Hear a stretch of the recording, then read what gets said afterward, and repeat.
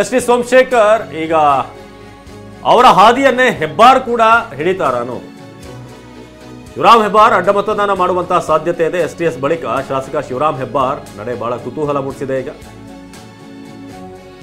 S T Somashekar ಅವರ ಹಾದಿಯನ್ನೇ ಈಗ ಶಿವರಾಮ್ ಹೆಬ್ಬಾರ್ ಕೂಡ ಹಿಡಿತಾರಂತ. ಬಿಜೆಪಿಗೆ ಹೊಸ ಟೆನ್ಷನ್ ತಂದಿಟ್ಟಿರುವಂತಹ ಶಿವರಾಮ್ ಹೆಬ್ಬಾರ್ ಬಿಜೆಪಿ ವಿರುದ್ಧ ಮುನಿಸ್ಕೊಂಡಿರುವಂತಹ ಯಲ್ಲಾಪುರದ ಶಾಸಕ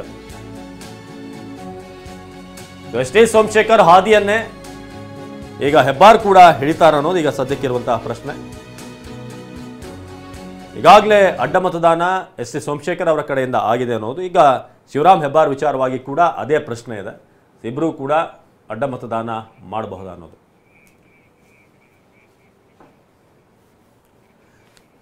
ಎಸ್ ಕಿರಣ್ ಈ ಬಗ್ಗೆ ಹೆಚ್ಚಿನ ಮಾಹಿತಿಯನ್ನು ನೀಡ್ತಾರೆ ನೇರ ಸಂಪರ್ಕದಲ್ಲಿ. ಕಿರಣ್, ಇದೀಗ ಎಸ್ ಟಿ ಸೋಮಶೇಖರ್ ಶಿವರಾಮ್ ಹೆಬ್ಬಾರ್ ಬಹಳ ಚರ್ಚೆಯಲ್ಲಿರುವಂತಹ ಎರಡು ಹೆಸರುಗಳು.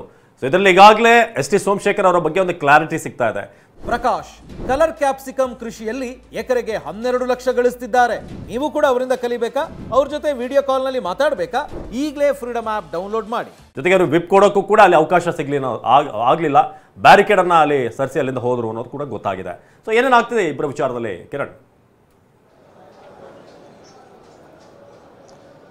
ಅವಿನಾಶ್, ನಿರೀಕ್ಷೆಯಂತೆ ಆಗಿದೆ. ಶಾಸಕ ಸೋಮಶೇಖರ್ ಕಾಂಗ್ರೆಸ್ ಪರವಾಗಿ ತಮ್ಮ ಮತವನ್ನು ಚಲಾವಣೆ ಮಾಡಿದ್ದಾರೆ. ಬಿಜೆಪಿ ಈ ನಿರೀಕ್ಷೆಯನ್ನು ಮಾಡಿತ್ತು. ಯಾಕೆಂದ್ರೆ ನಿನ್ನೆ ರಾತ್ರಿಯಿಂದ ಈಚೆಗೆ ನಡೆದಂತಹ ಸಂಪೂರ್ಣ ಬೆಳವಣಿಗೆಯನ್ನು ಗಮನಿಸಿದಂತಹ ಬಿಜೆಪಿ ಸೋಮಶೇಖರ್ ಹಾಗೂ ಶಿವರಾಮ್ ಹೆಬ್ಬಾರ್ ಅವರ ವಿಚಾರದಲ್ಲಿ ತನ್ನ ಒಂದು ನಿರೀಕ್ಷೆಯನ್ನು ಕೈಬಿಟ್ಟಿತ್ತು. ಯಾಕೆಂದ್ರೆ ಇಬ್ಬರು ಕೂಡ ಕಳೆದ ಕೆಲವು ತಿಂಗಳುಗಳಿಂದ ತೋರಿಸುತ್ತಿದ್ದಂತಹ ವರ್ತನೆ ಮತ್ತು ಅವರು ನಡೆದುಕೊಳ್ಳದಿದ್ದ ರೀತಿ, ಕಾಂಗ್ರೆಸ್ ಪಕ್ಷದ ನಾಯಕರುಗಳ ಜೊತೆಗಿದ್ದಂತಹ ಅವರ ಒಡನಾಟ, ಬಿಜೆಪಿಯಿಂದ ಕಾಯ್ದುಕೊಂಡಿದ್ದಂಥ ಅಂತರ, ಇದೆಲ್ಲವನ್ನು ಗಮನಿಸಿದ್ದಂತಹ ಬಿಜೆಪಿಗೆ ಇವತ್ತಿನ ಚುನಾವಣೆಯಲ್ಲಿ ಅವರಿಬ್ಬರು ಕೂಡ ಖಂಡಿತವಾಗಿಯೂ ಕೂಡ ಕಾಂಗ್ರೆಸ್ ಪರ ಮತವನ್ನು ಚಲಾವಣೆ ಮಾಡ್ತಾರೆ ಎನ್ನುವಂತಹ ನಿರೀಕ್ಷೆಯನ್ನು ಬಿಜೆಪಿ ಹೊಂದಿತ್ತು. ಆದರೂ ಕೂಡ ತೋರಿಸಿಕೊಳ್ಳದೇ ಇರುವಂತಹ ರೀತಿಯಲ್ಲಿ ಬಿಜೆಪಿ ನಾಯಕರು ಮಾತನಾಡ್ತಿದ್ರು.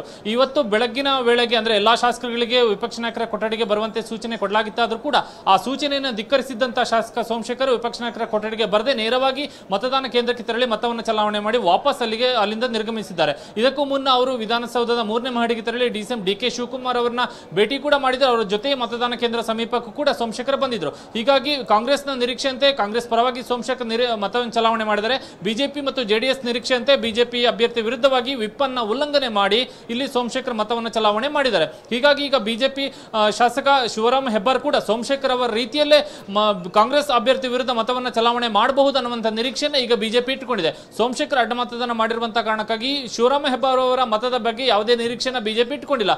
ಅವರು ಕೂಡ ಸಹಜವಾಗಿ ಸೋಮಶೇಖರ್ ರೀತಿಯಲ್ಲಿ ಮತವನ್ನು ಚಲಾವಣೆ ಮಾಡಬಹುದು ಅನ್ನುವಂಥ ಒಂದು ವಿಚಾರದಲ್ಲಿ ಈಗ ಬಿಜೆಪಿ ಇದೆ. ಸೋಮಶೇಖರ್ ಅಡ್ಡ ಮತದಾನ ಮಾಡಿರುವಂತಹ ಕಾರಣಕ್ಕಾಗಿ ಈಗ ವಿಪಕ್ಷ ನಾಯಕರ ಕೊಠಡಿ ವಿಪಕ್ಷ ನಾಯಕ R ಅಶೋಕ್ ಮತ್ತು ಮಾಜಿ CM HD ಕುಮಾರಸ್ವಾಮಿ, ಉಳಿದಂತ ಬಿಜೆಪಿ ನಾಯಕರುಗಳು JDS ನಾಯಕರುಗಳು ಮುಂದಿನ ಕ್ರಮದ ಬಗ್ಗೆ ಸಮಾಲೋಚನೆಯನ್ನ ಮಾಡ್ತಾ ಇದ್ದಾರೆ. ಸೋಮಶೇಖರ್ ವಿರುದ್ಧ ಸ್ಪೀಕರ್ಗೆ ದೂರು ನೀಡುವಂತ ವಿಚಾರವಾಗಿ ಈಗ ಸದ್ಯಕ್ಕೆ ಅಲ್ಲಿ ಪ್ರಾಥಮಿಕ ಚರ್ಚೆಗಳು ನಡೀತಾ ಇದೆ. ಕಿರಣ್, ಇಲ್ಲಿ ST ಸೋಮಶೇಖರ್ ಅವರಿಗೆ ವಿಪ್ ಕೊಡೋದಕ್ಕೆ ಸಾಕಷ್ಟು ಸರ್ಕಸ್ ಆಯ್ತು ಅನ್ನುವಂತಹ ಒಂದು ಮಾಹಿತಿ ಕೂಡ ಸಿಕ್ತು. ಸಚೇತಕರು ಬಹಳ ಪ್ರಯಾಸ ಪಟ್ಟರು, ಆದ್ರೂ ಕೂಡ ಅಲ್ಲಿ ತೆರಳಿದ್ರು, ಬ್ಯಾರಿಕೇಡ್ ದಾಟಿ ST ಸೋಮಶೇಖರ್ ತೆರಳಿದ್ರು ಅಂತ. ಹಾಗಾದ್ರೆ ವಿಪ್ ಜಾರಿ ಆಗಿದ ಮತ್ತೆ ವಿಪ್ ಉಲ್ಲಂಘನೆ ಆದ ಸಂದರ್ಭದಲ್ಲಿ ಈಗ ಯಾವ ರೀತಿಯ ಕ್ರಮವನ್ನ ಪಕ್ಷ ತೆಗೆದುಕೊಳ್ಳಬಹುದು ಮುಂದಿನ ದಿನಗಳಲ್ಲಿ ಅಂತ? ಸುಕನ್ಯಾ, ಇವತ್ತು ಸೋಮಶೇಖರ್ ಅವರಿಗೆ ಮುಖ್ಯ ಸಚೇತಕ ದೊಡ್ಡನಗೌಡ ಪಾಟೀಲ್ ಅವರು ಮತ್ತೊಂದು ಬಾರಿಗೆ ಅಂದ್ರೆ 2ನೇ ಬಾರಿಗೆ ವಿಪ್ ಕೊಡುವಂತ ಒಂದು ಪ್ರಯತ್ನವನ್ನು ಮಾಡಿರುವಂತದ್ದು. ನಿನ್ನೆ 66 ಶಾಸಕರುಗಳಿಗೆ ಬಿಜೆಪಿ ಶಾಸಕಾಂಗ ಪಕ್ಷದ ಕಚೇರಿಯಿಂದ ವಿಪ್ ಅನ್ನ ಜಾರಿ ಮಾಡಲಾಗಿದೆ. ಶಾಸಕರಾದಂತಹ ಸೋಮಶೇಖರ್ ಮತ್ತು ಶಿವರಾಮ್ ಹೆಬ್ಬಾರ್ ಅವರು ಕೂಡ ಸೇರಿದಂತೆ 66 ಶಾಸಕರಿಗೆ ನಿನ್ನೆ ವಿಪ್ ಅನ್ನ ಜಾರಿ ಮಾಡಲಾಗಿದೆ. ಹಾಗಾಗಿ ಇವತ್ತು ಸೋಮಶೇಖರ್ ಅವರು ಅಡ್ಡ ಮತದಾನ ಮಾಡಿರುವಂತಹ ಕಾರಣಕ್ಕಾಗಿ ಇಲ್ಲಿ ವಿಪ್ ಉಲ್ಲಂಘನೆ ಆಗುತ್ತೆ. ಇವತ್ತು ಮುಖ್ಯ ಸಚೇತಕ ದೊಡ್ಡನಗೌಡ ಪಾಟೀಲ್ ಅವರು ಮುಖತವಾಗಿ ಮತ್ತೊಮ್ಮೆ ಅವರಿಗೆ ವಿಪ್ಪಿನ ಬಗ್ಗೆ ಮಾಹಿತಿ ಕೊಡುವಂತದ್ದು, 2ನೇ ಬಾರಿಗೆ ವಿಪ್ ಅನ್ನು ಕೊಡುವಂತ ಒಂದು ಪ್ರಯತ್ನವನ್ನು ಮಾಡಿದ್ರು. ಆದ್ರೆ ಅದರಲ್ಲಿ ಸಫಲವಾಗಲಿಲ್ಲ. ಆದ್ರೆ ಈಗ ವಿಪ್ ಉಲ್ಲಂಘನೆ ಮಾಡಿ ಮತದಾನ ಮಾಡಿರುವಂತಹ ಕಾರಣಕ್ಕಾಗಿ ಬಿಜೆಪಿ ಮುಂದೆ ಈಗ ಸೋಮಶೇಖರ್ ವಿರುದ್ಧ ಸ್ಪೀಕರ್ಗೆ ದೂರು ಕೊಡುವಂತಹ ಒಂದು ಅವಕಾಶ ಇದೆ. ಅವರು ಪಕ್ಷಾಂತರ ನಿಷೇಧ ಕಾಯ್ದೆಯನ್ನ ಉಲ್ಲಂಘನೆ ಮಾಡಿದ್ದಾರೆ ಅನ್ನುವಂತ ಒಂದು ಆರೋಪದ ಅಡಿಯಲ್ಲಿ ಈಗ ಸೋಮಶೇಖರ್ ವಿರುದ್ಧ ಸ್ಪೀಕರ್ ಅವರಿಗೆ, ವಿಧಾನಸಭೆ ಸ್ಪೀಕರ್ ಅವರಿಗೆ ಇಲ್ಲಿ ಬಿಜೆಪಿ ಶಾಸನ ಪಕ್ಷದಿಂದ ದೂರನ್ನ ಕೊಡೋದಕ್ಕೆ ಅವಕಾಶ ಇದೆ. ಬಹುತೇಕ ಬಿಜೆಪಿ ಆ ಕ್ರಮಕ್ಕೆ ಮುಂದಾಗುವಂತಹ ಎಲ್ಲಾ ಸಾಧ್ಯತೆಗಳು ಕೂಡ ಇದೆ. ಮತದಾನ ಪ್ರಕ್ರಿಯೆ ಮುಗಿದ ಬಳಿಕ ಬಹುತೇಕ ಬಿಜೆಪಿಯಿಂದ ಸ್ಪೀಕರ್ಗೆ ದೂರು ಸಲ್ಲಿಕೆ ಆಗಬಹುದು. ಈ ದೂರು ಸಲ್ಲಿಕೆ ಆದ್ರೆ ಪಕ್ಷಾಂತರ ನಿಷೇಧ ಕಾಯ್ದೆ ಇಲ್ಲಿ ಸೋಮಶೇಖರ್ ವಿರುದ್ಧ ಅನ್ವಯ ಆಗುತ್ತೆ. ಹಾಗಾಗಿ ಆ ಸ್ಪೀಕರ್ ಅವರ ಅರೆ ನ್ಯಾಯಪೀಠದಲ್ಲಿ ಅಲ್ಲಿ ವಿಚಾರಣೆಗಳು ಕೂಡ ನಡೆಯುತ್ತೆ. ಸ್ಪೀಕರ್ ಅವರು ಈ ಸೋಮಶೇಖರ್ ಅವರ ವಿರುದ್ಧ ಸಲ್ಲಿಕೆ ಆಗಿರುವಂತಹ ದೂರಿನ ಬಗ್ಗೆ ತಮ್ಮ ಮುಂದಿನ ಕ್ರಮವನ್ನು ಜರುಗಿಸಬಹುದು. ಅದಕ್ಕೂ ಮುನ್ನ ಅವರು ಕೆಲವೊಂದಷ್ಟು ವಿಚಾರಣೆಗಳನ್ನ ನಡೆಸಬೇಕಾಗುತ್ತೆ ಮತ್ತು ಸೋಮಶೇಖರ್ ಅವರು ಕೂಡ ಸ್ಪೀಕರ್ ಅವರ ಪೀಠದ ಮುಂದೆ ಅಂದ್ರೆ ನ್ಯಾಯಿಕ ಪೀಠ, ಅರೆ ನ್ಯಾಯಿಕ ಪೀಠದ ಮುಂದೆ ಅವರು ವಿಚಾರಣೆಗೆ ಹಾಜರಾಗಬೇಕಾಗುತ್ತೆ. 3-4 ಬಾರಿ ಅವರನ್ನ ವಿಚಾರಣೆಗೆ ಒಳಪಡಿಸುವಂತ ಒಂದು ಕ್ರಮಗಳು ಕೂಡ, ಪ್ರಕ್ರಿಯೆಗಳು ಕೂಡ ನಡಿಬೇಕಾಗುತ್ತೆ. ಹೀಗಾಗಿ ಸದ್ಯಕ್ಕೆ ಈಗ ಬಿಜೆಪಿ ನಾಯಕರುಗಳು ಸೋಮಶೇಖರ್ ವಿರುದ್ಧ ದೂರ ನೀಡುವಂತ ನಿಟ್ಟಿನಲ್ಲಿ ಚಿಂತನೆಯನ್ನ ಮಾಡ್ತಿದ್ರೆ, ಅದಕ್ಕೂ ಮುನ್ನ ಅವರು ಶಾಸಕ ಶಿವರಾಮ್ ಹೆಬ್ಬಾರ್ ಅವರ ನಡೆ ಏನಿದೆ ಅನ್ನುವಂತ ವಿಚಾರದ ಬಗ್ಗೆ ಕೂಡ ಅವರು ಕಾಯ್ದು ಕಿರಣ್ ಇಲ್ಲಿ ಶಿವರಾಮ್ ಹೆಬ್ಬಾರ್ ಅವರಿಗೆ ವಿಪ್ ಅನ್ನ ಜಾರಿ ನೀಡಲಾಗಿದೆ ಅನ್ನೋದು ಒಂದು. ಇನ್ನೊಂದ್ ಕಡೆ ಇವರಿಬ್ಬರ ಮತ ಏನಾದ್ರು ಬೀಳದಿದ್ರು ಕೂಡ ಎಫೆಕ್ಟ್ ಆಗುವಂಥದ್ದು JDSಗೆ, ಯಾಕಂದ್ರೆ ಈಗಾಗಲೇ ಬಿಜೆಪಿ ಸೇಫ್ ಝೋನ್ ಅಲ್ಲಿ ಇದೆ. ಸೊ ಈ ಲೆಕ್ಕಾಚಾರ ಹೇಗೆ ನಡೆಯುತ್ತೆ ಅಂತ, ನಂಬರ್ ಗೇಮ್ ಹೇಗೆ ಮುಂದುವರಿಯುತ್ತೆ ಅಂತ.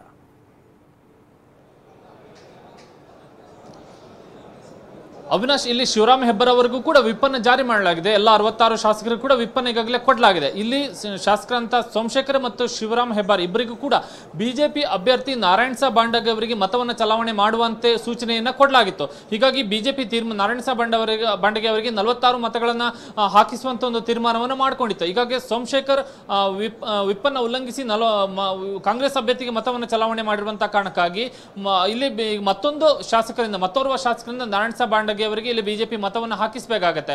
ಹಾಗಂತ ಸಂದರ್ಭದಲ್ಲಿ ಇಲ್ಲಿ JDS ಅಭ್ಯರ್ಥಿ ಮತ್ತು ND ಅಭ್ಯರ್ಥಿ ಆಗಿರುವಂತಹ ಕುಪೇಂದ್ರ ರೆಡ್ಡಿ ಅವರಿಗೆ ಬೀಳಬೇಕಾದಂತಹ ಮತದಲ್ಲಿ ಮತ್ತೊಂದು ಕೊರತೆ ಉಂಟಾಗುತ್ತೆ.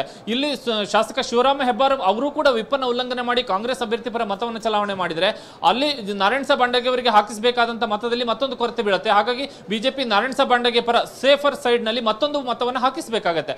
ಆಗ ಕುಪೇಂದ್ರ ರೆಡ್ಡಿ ಅವರಿಗೆ ಮತ್ತು ಇನ್ನೊಂದು ಮತಗಳ ಒಂದು ಕೊರತೆ ಬೀಳುತ್ತೆ.